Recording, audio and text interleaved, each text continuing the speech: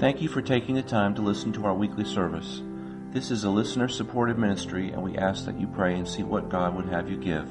Now let's get to our sermon for today.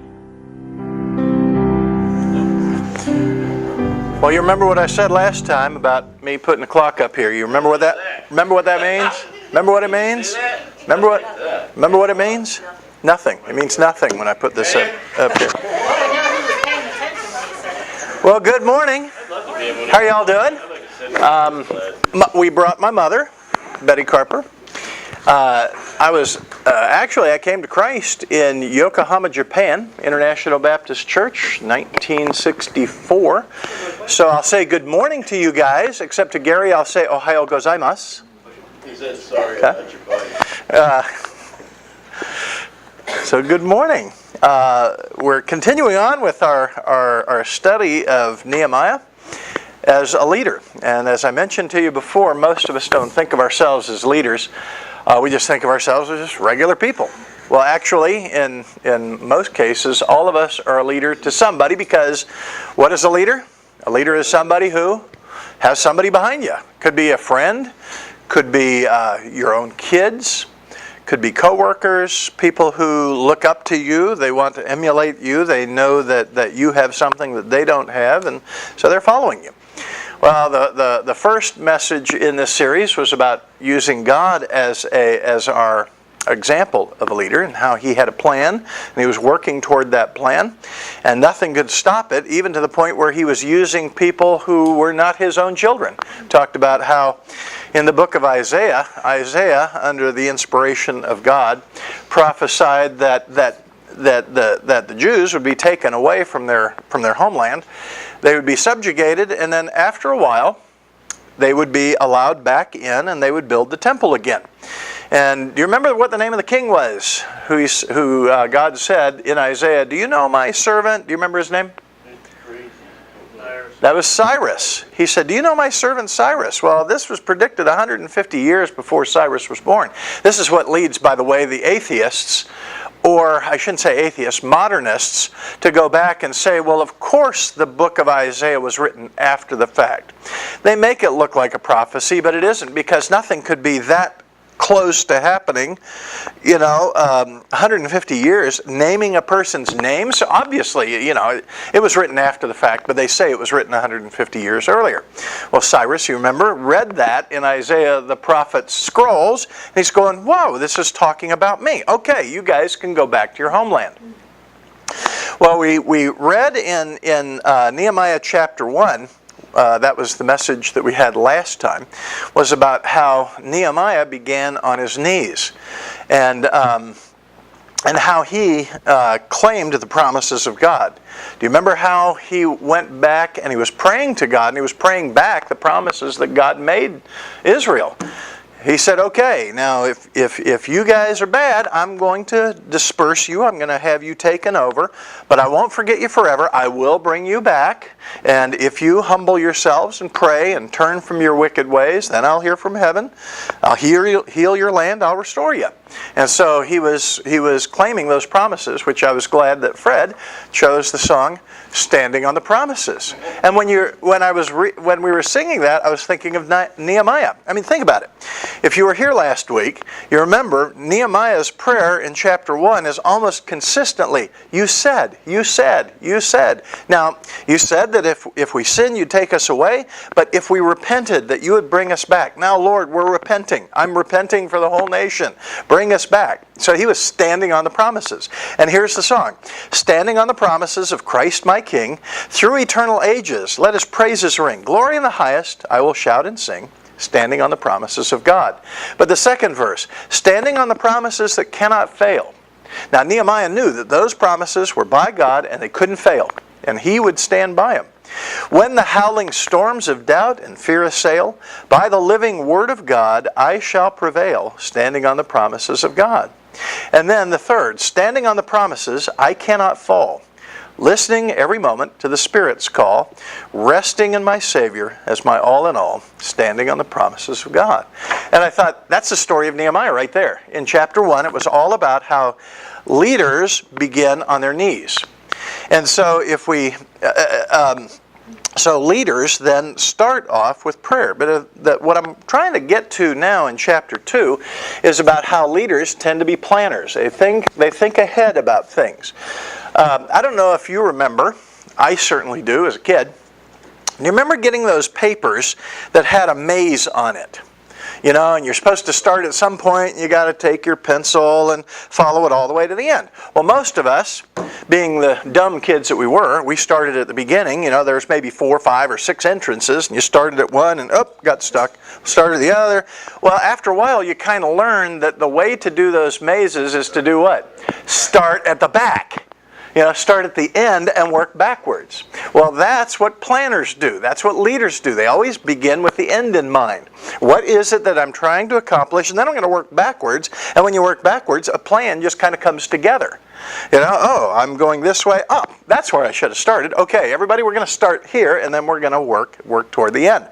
And so leaders tend to be those people who are always thinking a little bit ahead of everybody else. I've heard the story about 2 business people. One tended to be a pretty good planner, the other one not so much. They were out camping, and this is very reminiscent of my life. We were out camping one time. Dad was there, and we were chased by a bear. Well, anyway, these 2 guys, these 2 business people, one a planner, one not, were being chased by a bear. And they are running like crazy away from that bear. And bears can run pretty fast. You know, bears can run pretty fast. And the one guy who's behind the other guy as they're running, he said, "Hey, we can't outrun this bear."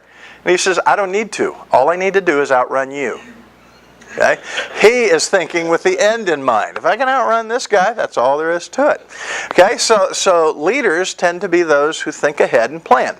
Second of all, leaders tend to be those who, once they come up with this plan, start preparing. They start thinking things through. They think through the steps of their plan. They're creating lists. They're thinking about it almost all the time. Okay, now I'm going to need the following stuff if I'm going to be doing that. You might have projects at home, that, like we were talking about this morning. We have projects at home. So even while you're out doing other things, you're thinking, okay, I'm going to need such and such. Make a mental note or write it down. They tend to think of things ahead of time and be planning. I visited a friend of mine. He is the executive vice president for the largest property commercial property building and managing company in the world. It's called Hines Corporation, not Hines as in with a Z with a ketchup. This is Hines. They're located out of Houston, Texas. This guy is the EVP for all of the operations in, I believe it's Canada, in North America and South America, Mexico, Central America, all of that. And they build hotels, they build commercial buildings, skyscrapers, high-rises. And he told me that his company has a 3-step process. The first step is find out what the customer wants. Now, Fred, you sometimes have to write programs. And that's the first thing you got to do is figure out what does the customer want. And sometimes they don't know what they want. They just kind of know what they want, but they can't say specifically. So you got to spend a lot of time just helping them figure out what is it that you're trying to do. That takes a long time. Second of all, you have to then come up with a plan of, okay, how are we going to build this thing? And then the third part is just to actually build it. The building process is actually the fastest part. Even though sometimes coding stuff takes a long time, that's fast. But the hardest part is to actually figure out what it is that they want and then plan it out. This guy, he was telling me that they have very, very few, if any, change orders in any of the buildings that they make. He was telling me about a Hilton hotel that they were building in a major metropolitan area, big Hilton hotel. And he said, we planned this thing down to the point where we even built mock-ups of particular types of rooms. In a hotel, all the rooms are the same. They have rooms with 1 bed, rooms with 2 beds, suites, that kind of thing. Well, they built a mock-up of each type of room, complete in every detail. running water, all the fixtures, electrical outlets all worked. And then they had people live in them just to make sure that everything was as they needed it to be. They even had the customers go and live in it for a while. Oh man, that outlet is kind of hard to reach when you're over here trying to shave with an electric shaver. Okay, we need to... So they would spend months planning stuff out so that when they're done, the building process goes pretty quick. Very few change orders that they had to do. And the third thing is that leaders tend to be promoters. Once they've done their planning, once they've done their planning, and once they've done their praying, and once they've done all of this, now they tend to promote it. You know, there are people that you know and that I know who they tend to be very winsome kind of people. They win you over all the time. You know, somebody asks, they'll come up to you and you'll ask them what they're doing, and they'll tell you something that they're working on, and you want to quit your job and go to work for them because they know what they're doing. They know the direction that they're going. And some of these people don't even realize that they're promoters. They're so excited about everything it is that they're doing that they just kind of win people over. Hey, can I come work for you? No, I don't have any room for you. But they just are promoting things. Well, Nehemiah was a planner, he was a preparer, and he was a promoter, and I planned on in alliteration, the 3 Ps. I didn't plan on the earlier message being he was a prayer. So he's a prayer, he's a planner, he's a preparer, and he's a promoter. That was Nehemiah. So let's take a look in Nehemiah chapter 1. Let's go back a little bit. It's kind of like a snowplow, you know. You plow ahead a little bit. Well, the way that I tend to go is I ended last week about here. Well, let's back up a little bit and get a running start and then get into chapter 2. But let's start with Nehemiah chapter 1. Now, Nehemiah chapter 1, verses 1 through 4, and then verse 11. Nehemiah 1, 1 through 4, and then 11. Now, it happened in the month of Chislev, in the 20th year. Do you remember what month I told you Chislev was? November. Okay, it was November of, I think it was 445 BC. So in November of 445 BC, as I was in Susa, the citadel, or the palace. Now remember, he worked for Artaxerxes. He was the cupbearer to the king. And this guy was the king of the most powerful empire, the Persian Empire, that the world ever knew. And these people were not nice people. These were kind of cruel people. And he is a servant to this king. That Hanani, one of my brothers, came with certain men from Judah, and I asked them concerning the Jews who had escaped, who had survived the exile. Because it was many years earlier, you remember that Cyrus read about himself, and he said, okay, God says that somebody named Cyrus, hello, that's me, is going to send them back to build their temple. So he went ahead and sent them back to build the temple. Well, they did. But many years have passed since that time. So here, Hanani meets with Nehemiah, and Nehemiah says, how's it going for our folks that are there building the temple and all? And Hanani, one of my brothers, came with certain men from Judah, and I asked them concerning the Jews who had escaped, who had survived the exile, and concerning Jerusalem. And they said to me, the remnant there in the province who had survived the exile is in great trouble and shame. The wall of Jerusalem is broken down, and the gates are destroyed by fire. As soon as I heard these words, I sat down and wept and mourned for days, and continued fasting and praying before the God of heaven. So he started off with prayer. Now the prayer was, if you look in verse 11, O Lord, now again with verse 11, this is the end of chapter 1. O Lord, let your ear be attentive to the prayer of your servant, and to the prayer of your servants who delight to fear your name. And give success to your servant today. Give success? Wait a minute. Sounds like he must have something in mind. He has some kind of a plan going on in his head. And give success to your servant today, and grant him mercy in the sight of this man, that is the king. Now, I was the cupbearer to the king. And as I talked about last time, he began with prayer. Now, keeping in mind that he was very familiar with the history of what was going on. This king's father was King Ahasuerus. King Ahasuerus was the king who fired his old queen and hired the new queen, Esther. And Esther was a Jew. And Esther saved her people from the cruel King Ahasuerus when she went to him and said, I'm pleading for my people. He said, your people? What people are you talking about? Well, I'm a Jew. Really? I didn't know that. Yeah, and this guy Haman over here, he's trying to get us all killed. And you made a proclamation because he told you to, that it's open season on all the Jews. Oh man, I'm really sorry about that, but you remember the laws of the Medes and the Persians, you can't change the law. So Ahasuerus said, okay, I can't change that law. It is open season on the Jews, but I'll come up with another law. And the other law was, and they can fight back and kill you and take your stuff if you attack them. And so then the people were saved because of that, and he then killed Haman, the king did. So Nehemiah is aware of that because that happened one generation before. And now he's in a position very similar to Esther, where he is now before the king, and he's thinking, okay, something's got to be done. So I see a couple of things here. I see, first of all, that Nehemiah wasn't just praying, oh Lord, I pray that something is done. All right, and then he goes back to work. Pray that somebody does something. He was praying that something would be done and that it might be done through him. O Lord, let your ear be attentive to the prayer of your servant and to the prayer of your servants who delight to fear your name, and give success to your servant today, and grant him mercy in the sight of this man. So he was praying that something is going to be done and that it's done through him and his unique job. Nobody else has the ear of the king like he does. So he directly served, spoke to the king every single day, and this is the king of the most powerful empire on the planet. That would be like, you're the person who pours the coffee for the President of the United States, and the President drinks a lot of coffee. And you're in a position to just drop a word here and there about things. And mostly, kings kind of like to hear what's going on in the kingdom. They know that whatever they hear is being filtered through people who are trying to promote themselves, and he's not trying to promote himself. Now, last week, I talked about how there were some managers who really work hard. I mean, they're the type of people, they hear a problem, they immediately start planning it, they start working their plan, they're single-minded and all of that. Well, godly leaders are the same way, but they begin on their knees, they begin with prayer. I mentioned Steve Jobs.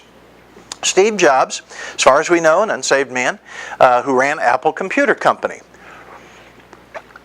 Well, Steve Jobs said, I don't even know what it is that drives me. He said, it's not like something is like buckshot racing at me in the back that I've got to run away from this stuff to be a manager. No. He said, it's like a pull, and I can't control this thing. I've got to do this. I've got to make it better. I've got to make it faster. I've got to come up with these computers. I just don't. I don't have a choice. That's just the way that I am. Well, he also said, one of the things that Steve Jobs said oftentimes, he said, you know who the best managers are? And I'm thinking of somebody who is in this room that I talked to after the service last Sunday, who is not a manager. I won't mention her name because it's being recorded. But the best managers are those people who never really wanted to be managers. They didn't want to be in charge. They don't really care about being in charge. They don't want to be managers. They weren't seeking the job, but they knew that if they didn't do it, the job wouldn't get done. And so, okay, I'll be a manager. But they aren't the people who go and study how to be managers because that's their driving force in life. Now, I think that Nehemiah was a lot like this. Because when you read later, as we're eventually going to get to, I've got a series where I'm going to be talking about every chapter in Nehemiah. And there's quite a few chapters, so eventually we'll get through it. Nehemiah is content, once his job is done, to just quit and go back and keep pouring coffee for the king. Okay? He didn't have a drive to go out and get this wall built and get Jerusalem secured and then become a king. He didn't want to do that. As soon as he was done, fine. He went back to his old job of being the cupbearer to the king. But let's go ahead and look at Nehemiah chapter 2. Beginning in verse 1. Let's go ahead and read from Nehemiah 2:1 through verse 8. And then I'll make some comments as we go. In the month of Nisan, remember, he started off, his brother came to him and talked to him in the month of Chislev. Well, in the month of Nisan, in the 20th year of King Artaxerxes, when wine was before him, I took up the wine and I gave it to the king. Now I had not been sad in his presence. And the king said to me, why is your face sad, seeing you're not sick? This is nothing but sadness of the heart. Then I was very much afraid. I said to the king, let the king live forever. Why should not my face be sad when the city, the place of my father's graves lies in ruins, and its gates have been destroyed by fire." Then the king said to me, "Okay, what are you requesting? What do you want?" So I prayed to the God of heaven. Now he started on his knees, and now he's not on his knees. He's serving the king, and he's going, "Oh man," the king is saying, "Okay, put up or shut up." So I prayed to the God of heaven. That's one of those real quick prayers when you find yourself in a position where I wasn't expecting this to happen. "Okay, Lord, help me." And I said to the king, "If it pleases the king, and if your servant has found favor in your sight, that you send me to Judah, to the city of my father's graves, that I might rebuild it." And the king said to me, the queen sitting beside him, "How long will you be gone? And when will you return?" So it pleased the king to send me when I had given him a time. And I said to the king, "If it pleases the king, let letters be given to me, to the governors of the province beyond the river." By the way, they talk about the provinces, and it's kind of in the far country. In the old-timey maps, it says, "There be dragons," over here. Well, that was kind of the Wild West.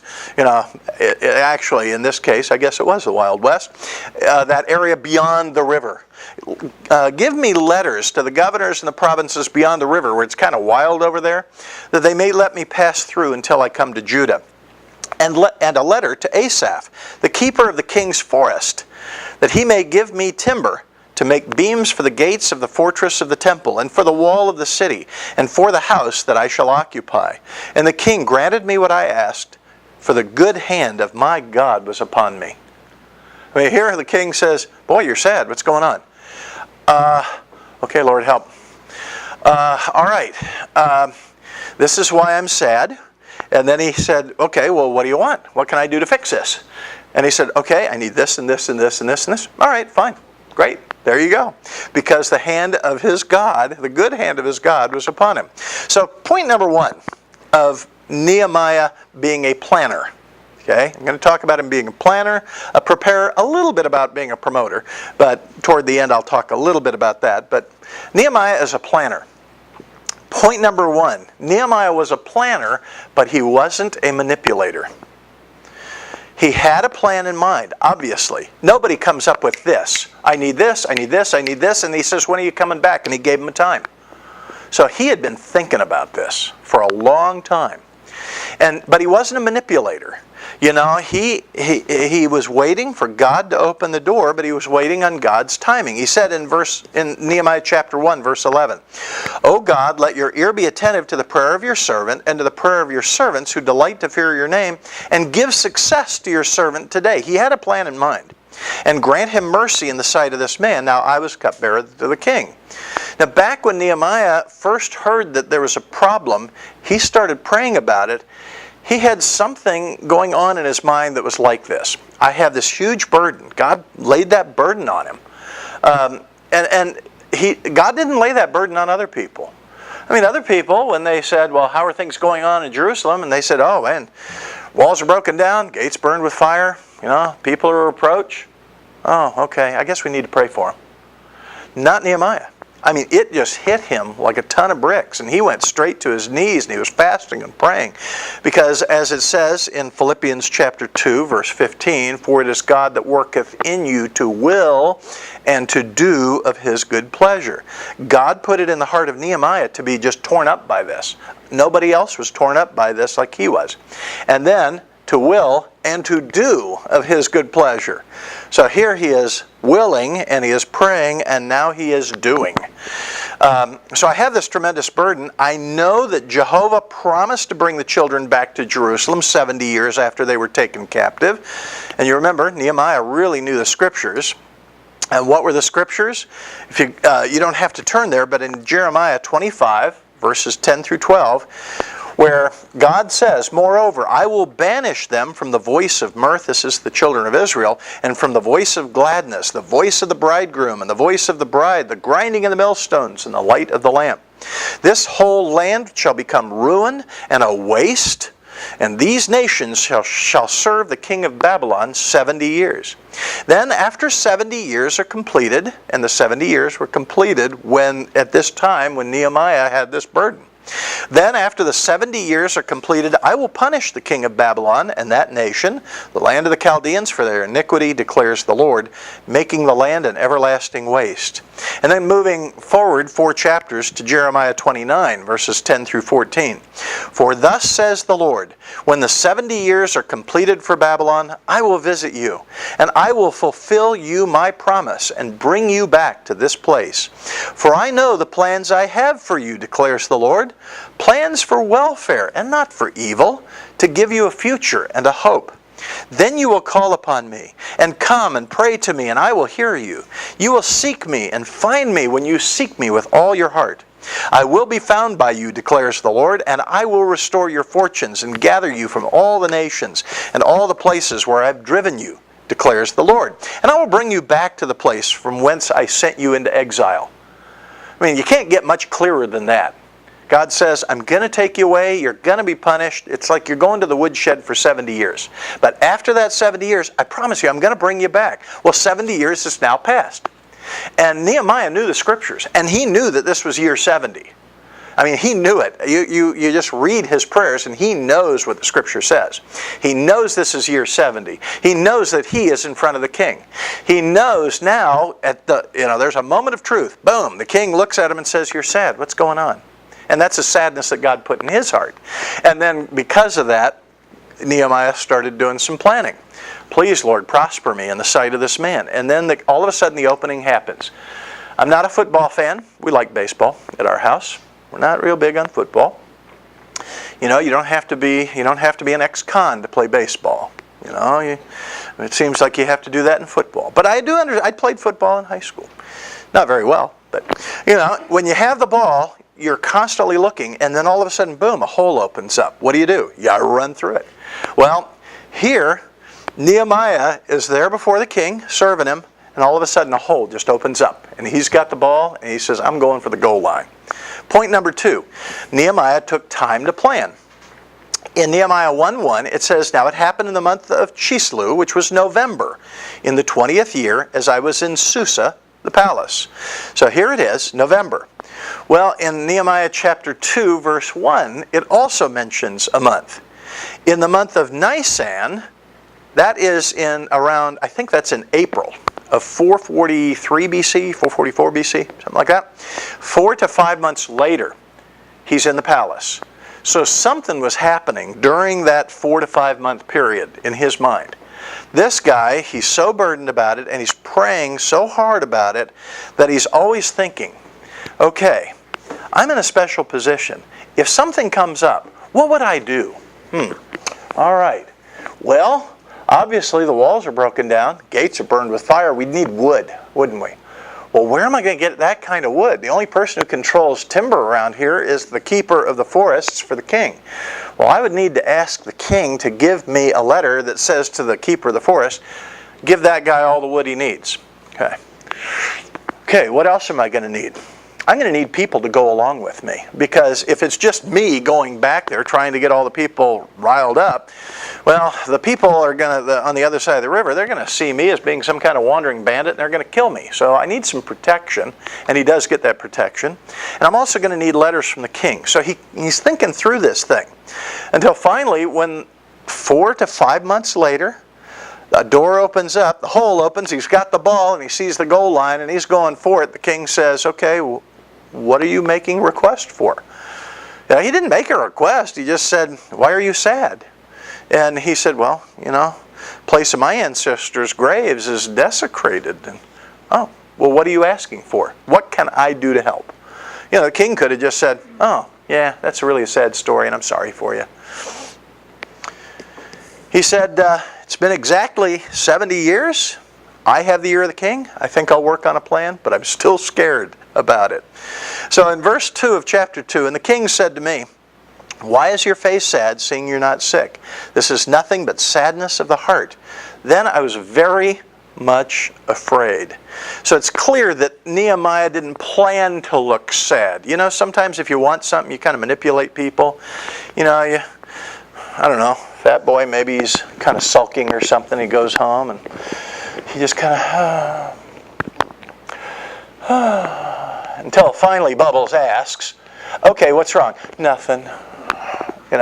I don't know. You probably never do that. I do. And so that's the kind of manipulation that sometimes we do with people. Just waiting for somebody to say, what's wrong? Well, obviously he was not trying to manipulate, because it said, and then I was very much afraid when the king noticed it, because you don't look sad in the king's presence. How come? Because if you look sad, kings only want happy people around them. And if you're not happy, well, I'll find somebody who is. So off with your head.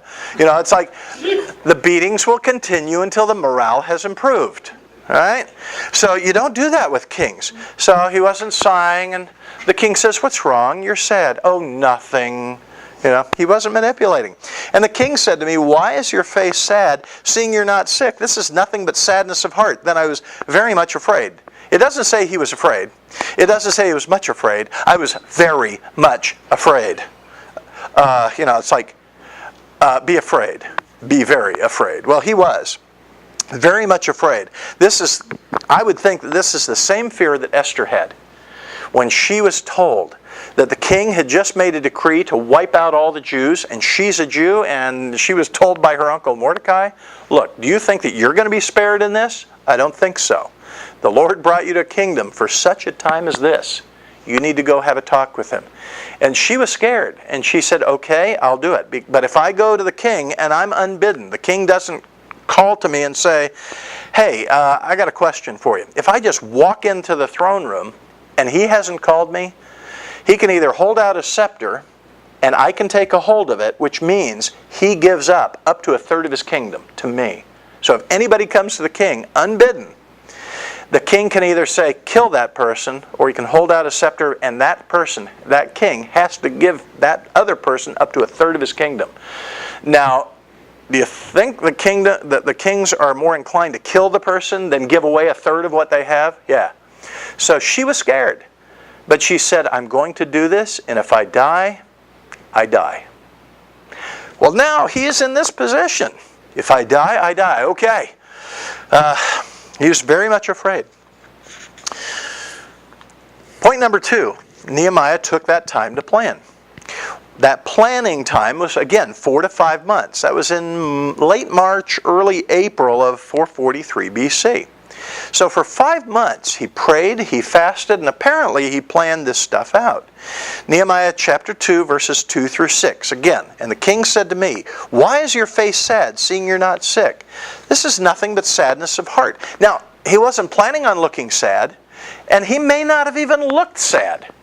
He may have looked perfectly okay, but God put it in the heart of the king to say he's sad. He may have not even been sad. He may have been grinning the whole time while he's pouring the wine for this king. But God puts it in the heart of the king. This guy is sad.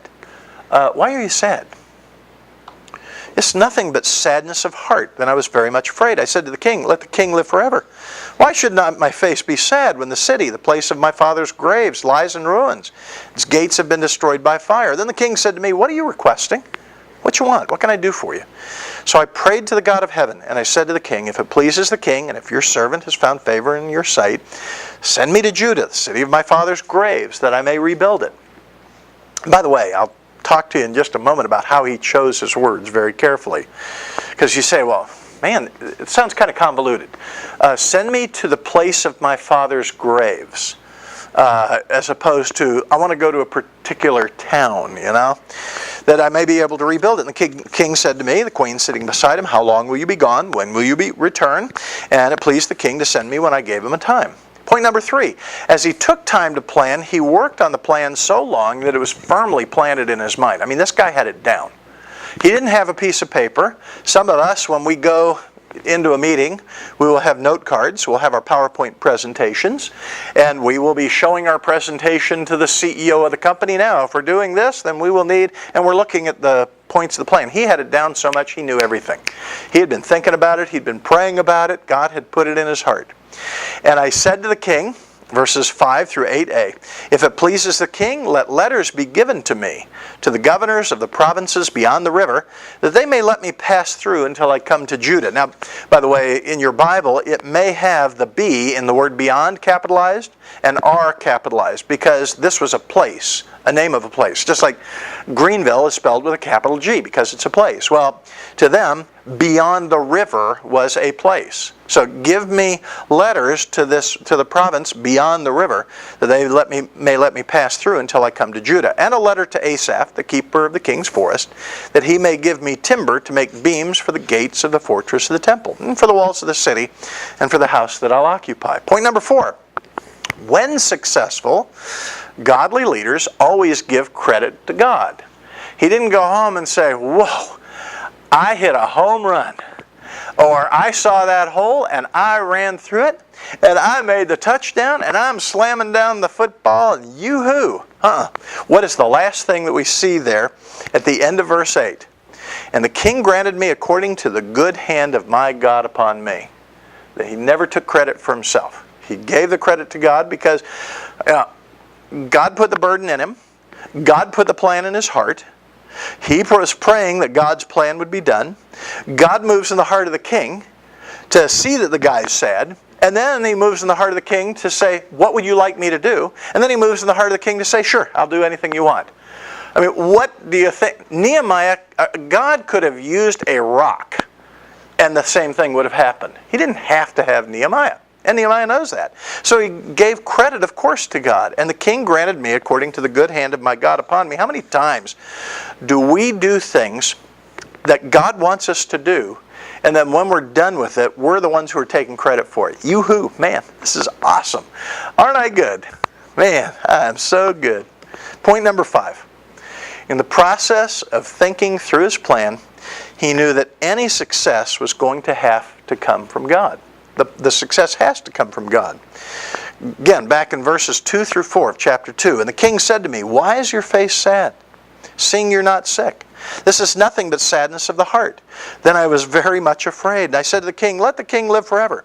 Why should not my face be sad when the city, the place of my father's graves, lieth in ruins, and its gates have been destroyed by fire? Then the king said to me, what are you requesting? And what did he do? He again prayed.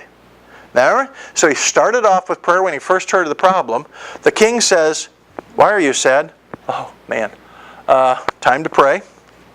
So I prayed to the God of heaven. So this is the moment that Nehemiah has been praying for, but kind of dreading, where the king says, okay, what do you want? And he knows that God has given him this opportunity. He knows that God is going to win. He knows that God has a plan, but always in our hearts anyway, we're thinking, okay, don't let me blow it, Lord. Please, let me be persuasive. God is saying, don't worry about that. I got everything covered. No matter how you put it, he's going to say yes. Point number 6. His plan was so detailed that it looks like he even planned the words that he was going to use. The words that he's going to use, he even planned out how he would say it to the king. Nehemiah 2 through 4. And the king said to me, why is your face sad, seeing you're not sick? This is nothing but sadness of heart. And I was very much afraid. And I said to the king, let the king live forever. And he doesn't say, let me go back to Jerusalem, to the Jews, and go and rebuild Jerusalem. No. He says, why should not my face be sad when the city, he doesn't name the city, the place of my father's graves, Persians worship their ancestors. Okay, this is that Oriental idea, like the Chinese, like the Japanese. They worship their ancestors. And when a Persian hears that somebody's graves are being desecrated, that's one of the worst things that could happen. So he doesn't say, yeah, I'd like to go back to Jerusalem and rebuild it. He says, wouldn't you be sad if the city where your father's graves is lying in ruins, the gates are destroyed by fire, and this king is going, oh man, I would never stand for that. Then the king said to me, what do you want? I'll give it to you. Now, Nehemiah is very careful to refrain from saying some things, and he's careful in saying some things, and careful to refrain from saying some things. people who are good leaders tend to know when it's time to keep their mouth shut about things. I am still learning that, as Jonna knows. And I'll talk more about that in a minute. So he's careful about how he picks his word. What does he not say? He doesn't use the word Jews. He doesn't use the word Israelites. He doesn't use the word Jerusalem at all. At least until a little later when the king is sympathetic. Well, why doesn't he? Well, it's kind of complicated. It's kind of complicated, but Persian kings, ever since, even before they went and conquered Jerusalem, they've had a habit of going back and forth in their support of the Jews. And you ask, well, how so? Turn to Ezra chapter 4. I'm going to very quickly go through Ezra chapter 4, chapter 5, and chapter 6. I'm not going to read all the verses in it, but I just want you to see how these Persian kings, their support of the Jews has waxed and waned over time. And Nehemiah knows about this.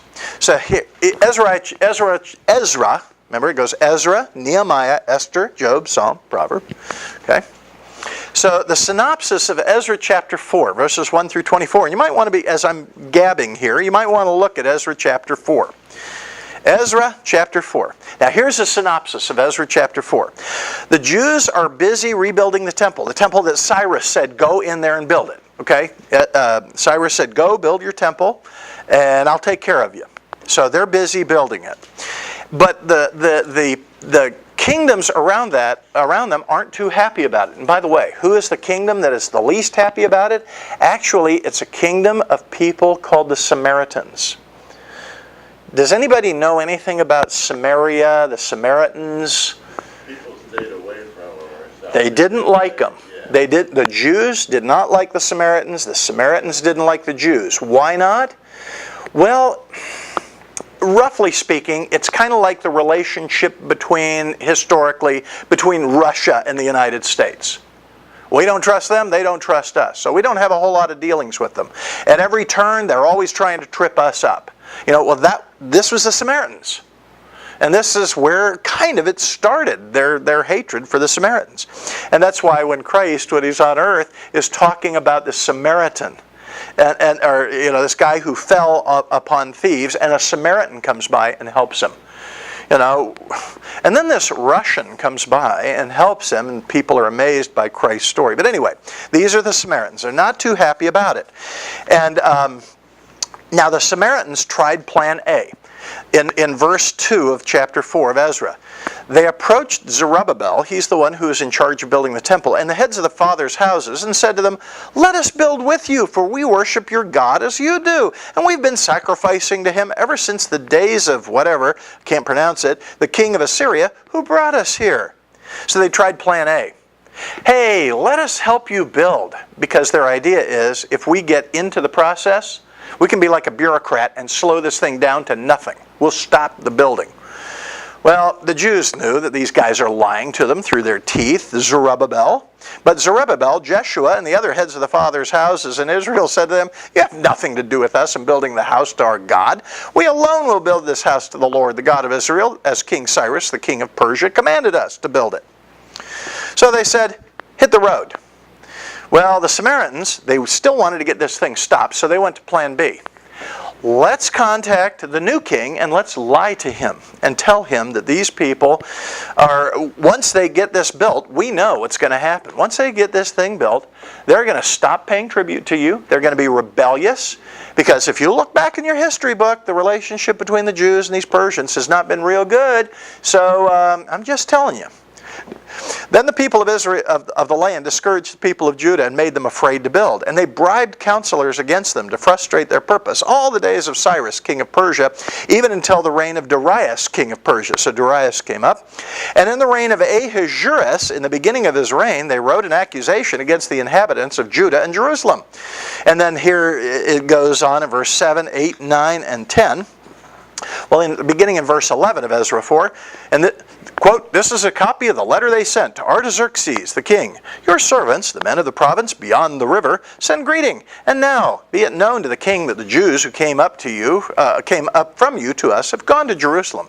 They are rebuilding that rebellious and wicked city. They're finishing the walls and repairing the foundations. Now be it known to the king that if this city is rebuilt and the walls are finished, they'll not pay tribute, custom, or toll, and the royal revenue will be impaired." You're going to lose some money here. Now, because we eat the salt of the palace, and it is not fitting for us to witness the king's dishonor, so we're just kind of letting you know that these people are doing this. In order that search may be made in the book of the records of your fathers, you'll find in the book of the records and learn that this city is a rebellious city, hurtful to kings and provinces, and that sedition was stirred up in it from old. That is why this city was laid waste. So here, now they're writing, we want to be part of the rebuilding. No, hit the road. Fine. They write letters to the king and say, you got to stop this. So the king fell for their lies, as you see in verse 17. King fell for their lies and said, okay, all work has to stop. Well, the Jews said, no, King Cyrus told us to build it, and we're doing it.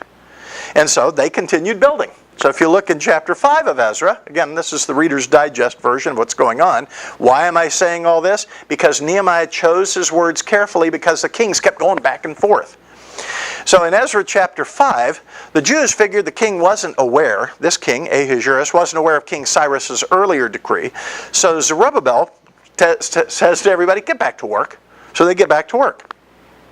Now one of the local leaders, one of those Samaritans, comes up to them and says, hey, who gave you the authority to build? And by the way, we want to know the names, write them down, of all the people who are in charge here, and we're going to send that to the king. Well, the Jews, that's in verse 3 and 4. And beginning in verse 5 of Ezra 5, the Jews weren't intimidated at all, and they kept on working. Meanwhile, the Samaritans sent another letter to the king and said, the Jews are still building. And in fact, you wouldn't believe it, the Jews are telling us some kind of a weird story. Can you believe it? That your grandfather, Cyrus, king, not physical grandfather, but the king two kings back, said, yeah, go back and rebuild that temple, and I'll even pay for it. Can you believe they're telling us these lies?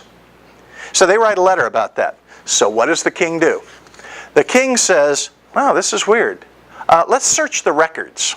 Let's search the records.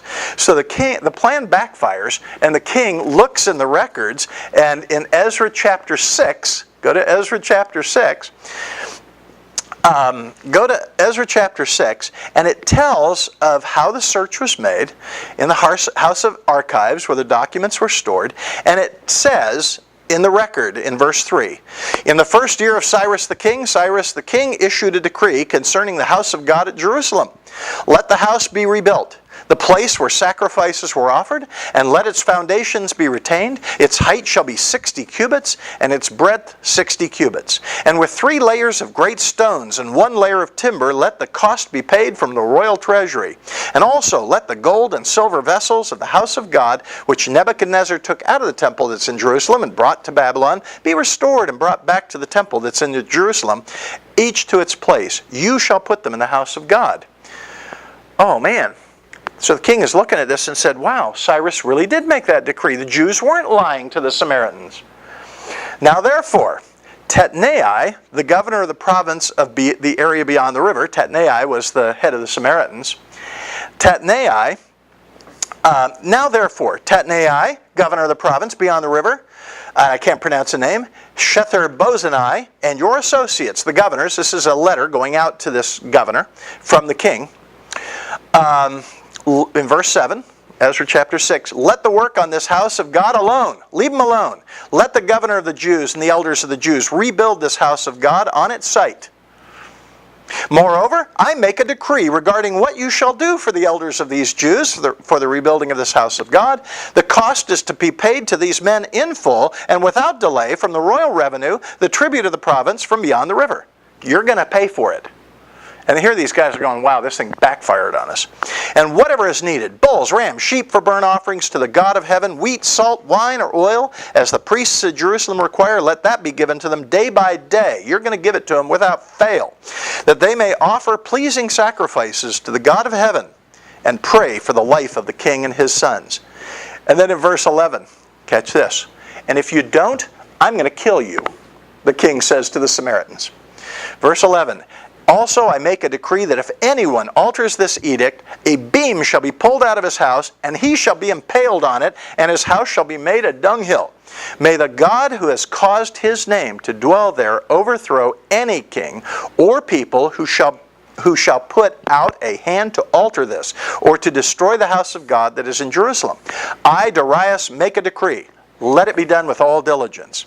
Then in verse 13, chapter 6 of Ezra, then according to the word sent by Darius the king, Tatnai the governor of the province beyond the river, Shereth-Bozenai, and their associates did with all diligence what Darius the king told them to do. So it's amazing how God works, but Nehemiah knew that these kings can be kind of capricious. And so the King Cyrus was fine with it. But then everybody kind of forgot about it, and accusations are made. They had to go back and search in the records. Did this thing really happen? Sure enough, it did. So then, thankfully, God worked in the heart of Darius to say, no, this work is going to continue. So back to Nehemiah. He knew that kings can change their minds, and they can get away with it because they're the king. So he was careful not to say some things, and he was careful to say other things. So let's go back to Nehemiah chapter 2. So what did he say, and what did he not say? So Nehemiah chapter 2, verse 3, I said to the king, let the king live forever. Of course, he's respectful to his authority. Why should not my face be sad when the city, the place of my father's graves, lies in ruins? Its gates have been destroyed by fire.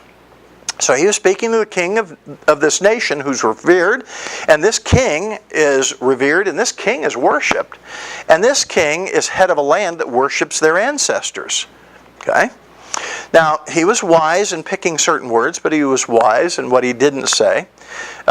Here's some words of wisdom from Proverbs, things that we ought to memorize. I need to live by them more. Proverbs 10:19. When words are many, transgression is not lacking, but whoever restrains his lips is prudent. Sometimes it's best just to keep your mouth shut. Why don't I, Al Carper, learn that? I don't know. Proverbs 17:28. It's kind of like, the guy having a conversation with his wife and he just won't shut up about something. That person is standing behind the guy going, stop, don't talk like that. But we keep talking. Proverbs 17:28. Even a fool who keeps silent is considered wise. When he closes his lips, he's deemed intelligent. Just keep your mouth shut. Proverbs 29:11, a fool gives full vent to his spirit. You get angry about something, upset about something. I tend to do this. And we just say what we want to say. Sometimes it's best just to keep the mouth shut. A fool gives full vent to his spirit, but a wise man quietly holds it back. He was a planner. Second, he was a preparer. Now, people who are wise, leaders, prepare for the future. One of the things, I'm a teacher. John is a teacher. One of the things that drives me absolutely bonkers is when my students, I give them opportunities to stand before the group and give presentations. When they get up to prepare to do something and you realize these people aren't prepared at all. John does something called, I don't even know what they're called, project where they have to show equipment or something like that. What's that? ITPs, individual teaching presentations. I have them do something on a business topic. Well, they'll get up there, they'll hook their computer up to the data projector, and it should be going on, but nothing is working right. And I will, from the back, I'll say, by the way, when did you come in and practice it? Well, we didn't. We just assumed everything would be okay. No. Leaders don't assume that everything is going to be okay. Leaders prepare, okay? Leaders get things done ahead of time so that they know that stuff will be there. Now, in in Nehemiah chapter 2, verses 9 through 16, I won't read the whole thing. I'll just go verse by verse. Nehemiah chapter 2, verse 9. Then I came to the governors of the provinces beyond the river, and I gave them the king's letters, the ones that he had asked for. Now the king had sent with me officers of the army and horsemen. Why? Well, the Scripture says that God will give you exceedingly abundantly above all that you can ask or think. Well, he was asking for wood. He was asking for letters of protection, but God honored him even more than that. The king said, well, you need to have some soldiers go along with you, because when you're out in the Wild West, you're just kind of on your own. So I'm going to send a contingent of soldiers with you to kind of guard you and make sure that you're okay. So he gave him a military escort. They provided protection. It was also a symbol. I mean, when you're traveling and you've got the king's best beside you, and the people beyond the river look at him and go, whoa, I guess the king really does like this guy and really wants this to happen. So it was a symbol of the king's permission. And it was a visual image that the king was behind this 100%. As opposed to some guy who's coming just with a letter. The king says, I'm supposed to do this. Yeah, whatever. But when somebody shows up with a whole cadre of officers and soldiers, and he says, here, the king says, give me all the wood I want. How soon do you need it? Verse 10, but when Sanballat, the Horonite, and Tobiah, the Ammonite, we'll talk more about them in future chapters, the servants heard this, it displeased them greatly that someone had come to seek the welfare of the people of Israel. So I went to Jerusalem, and I was there 3 days. Then I arose in the night. So he's there in Jerusalem. He goes with all these soldiers, and he goes and he beds down in Jerusalem. Now there's not a whole lot there. It's just rubble. Gates burned with fire, the walls are all broken down, and he's there for 3 days. He doesn't say much about anything. It's just, this whole group comes in, and they're wondering, who is this guy? Why are these people here? And he doesn't say anything. So he just goes there. I was in Jerusalem for 3 days. Then I arose in the night, I and a few men with me. And I told no one what God had put into my heart to do for Jerusalem. There was no animal with me but the one on which I rode. I went out by night by the valley gate to the dragon spring and to the dung gate, and I inspected the walls of Jerusalem that were broken down and its gates that had been destroyed by fire. So he gets up in the night, and he's got this donkey with him, the thing that he was riding on. And a few people who he said, by the way, let's go out. We're going to have a little reconnaissance mission tonight. So they go out, and he's doing an inspection tour at night. Then I rode on, this is verse 14, to the fountain gate and to the king's pool. But there was no room for the animal that was under me to pass. There's so much rubble there. Then I went up in the night by the valley and inspected the wall. And I turned back and entered by the valley gate, and so returned. And the officials did not know where I had gone. The enemy, they didn't know where I had gone or what I was doing. And I had not yet told the Jews, the priests, the nobles, the officials, and the rest who were to do the work. He's presuming something here. All these people are going to do the work, and they're going to be working for me, and they don't even know it yet. I haven't told anybody.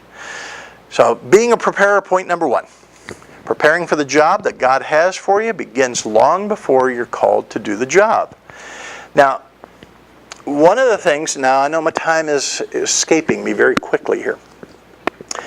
One of the things that drives me crazy, and you said it and I said it when we were in high school, how will I ever use this in life, you say to your math teacher or whatever. People who are leaders never ask that question, because what you're doing is they know that I'm picking a little bit up here and I'm putting it in my toolbox. I'm picking it up there, I'm putting it in my toolbox. I mean, imagine you're in a ship. That ship crashes on the shore of a desert island. The tide is coming in and will very soon take that ship out. What are you going to do? You're going to get every possible thing you can use out of that ship.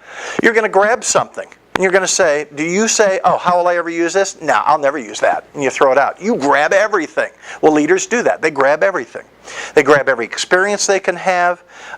If you have an opportunity to learn how to build something, you do. If you have an opportunity to go to an opera, you do. Because, well, the Lord may somehow use that.